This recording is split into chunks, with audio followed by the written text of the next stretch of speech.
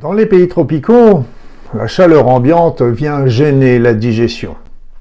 C'est pourquoi ils ajoutent dans leurs aliments toutes les épices, les moutardes, les piments que vous connaissez pour aider la digestion à se faire. Sous nos climats, les épices ne sont pas obligatoires. Elles sont intéressantes pour le goût qu'elles peuvent apporter, mais il ne convient pas d'en abuser parce qu'elles peuvent finir par irriter nos intestins.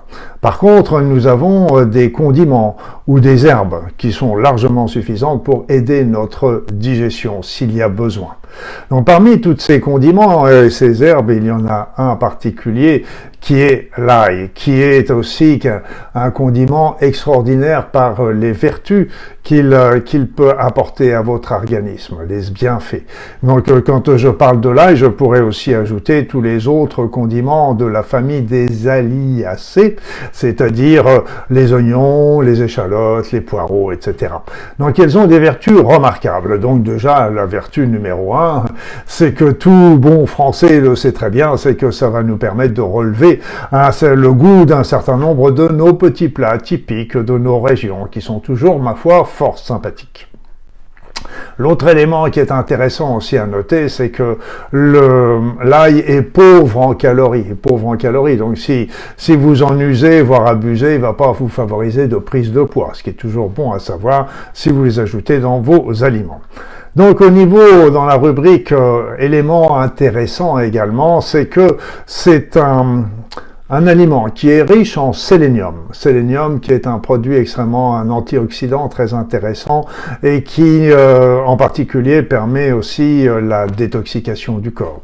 Le manganèse qui est aussi un autre oligo-élément qui est très important, en fer, en vitamine C, en vitamine B6. Donc il contient, comme je viens de vous le dire, de très nombreux antioxydants qui sont essentiels pour lutter contre les radicaux libres. Les radicaux libres sont des substances nocives qui sont apportées souvent par notre alimentation, par la pollution, par l'eau qui peut être polluée également. Donc tous ces éléments vont favoriser, tous ces éléments extérieurs vont nous apporter des radicaux libres. Ces radicaux libres dégradent nos organes, nos cellules, nos molécules, et donc favorisent la survenue de maladies et de vieillissement prématuré.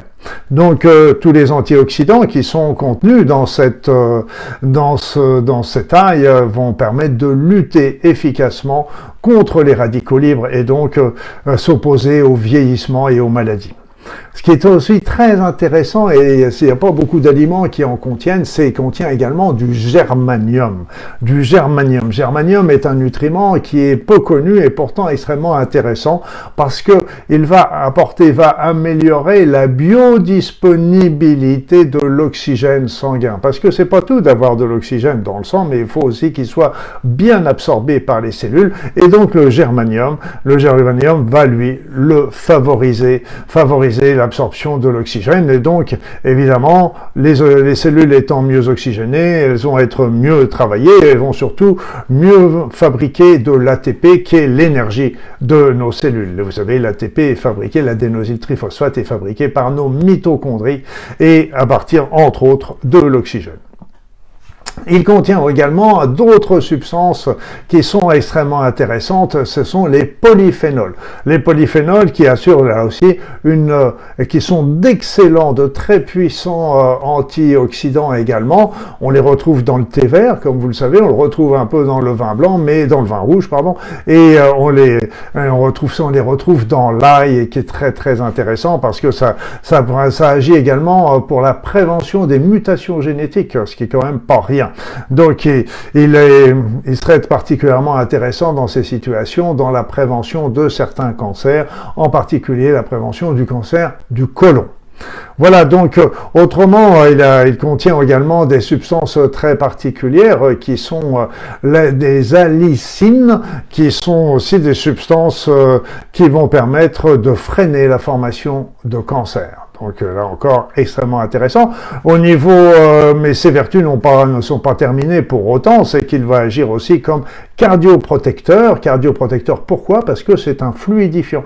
Il va fluidifier le sang, donc faire en sorte que le sang circule mieux dans, c'est pas un anticoagulant, mais il est quand même très fluidifiant au niveau du sang, un peu comme on peut le retrouver avec l'aspirine à dose faible, mais sans les inconvénients que peut présenter l'aspirine. Et donc, c'est un fluidifiant du sang et qui va permettre ainsi que le sang, qui va être bien oxygéné en plus, et va favoriser la biodisponibilité grâce au germanium dans tout l'ensemble de l'organisme, à favoriser ainsi son efficience. Il participerait aussi à la baisse du cholestérol et des triglycérides, ce qui est quand même intéressant à noter.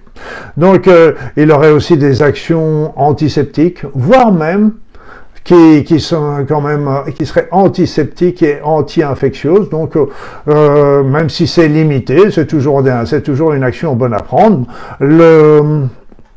L'ail aussi a des vertus intéressantes pour aider la digestion, mais aussi l'immunité. Donc vous voyez toutes les actions bénéfiques que peut avoir cet ail, surtout avec les nutriments qu'il apporte, donc le sélénium, le manganèse, les fers, les vitamines C, le germanium, les polyphénols, qui sont des puissants éléments qui permettent de conserver sa santé et de lutter contre les maladies.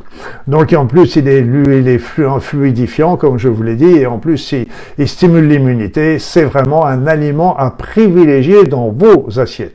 Donc je ne vous ferai pas de dessin, vous êtes certainement beaucoup meilleur cuisinier ou cuisinière que moi, donc vous savez que la tête d'ail est composée de gousses, évidemment. On va retrouver dans nos boutiques deux types d'ail, l'ail blanc ou l'ail violet, qui ont des goûts un petit peu différents, comme vous le savez également. Donc il suffit de les éplucher, après ça on les émince, on les écrase et puis on les mélange dans nos vinaigrettes, dans nos salades, dans nos autres préparations, tout ça pour le plaisir aussi de notre palais, sans parler de notre santé. Donc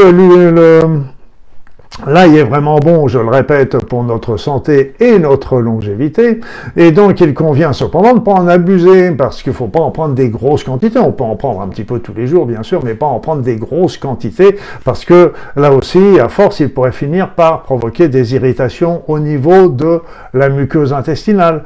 On a repéré qu'il pourrait aussi favoriser chez les diabétiques une augmentation du taux de la glycémie, du taux du sucre sanguin. Les personnes qui prennent déjà des anticoagulants, rappelez-vous, c'est un fluidifiant, donc il pourrait accentuer, pas aggraver, on n'en est pas là, accentuer la fluidification du sang, donc il est convient d'être raisonnable dans l'usage de l'ail pour éviter une potentialisation des anticoagulants. Et puis à dose importante, autant il peut favoriser une bonne digestion à dose normale, à dose raisonnable, autant il peut venir gêner la digestion avec des relents d'ail après manger, ce qui n'est pas très agréable, comme vous le savez.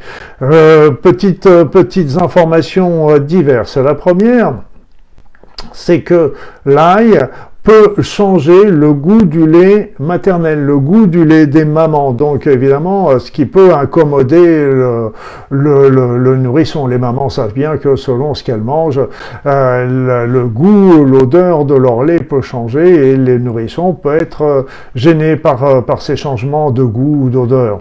Après ça, l'élément classique, c'est que l'ail provoque une mauvaise haleine.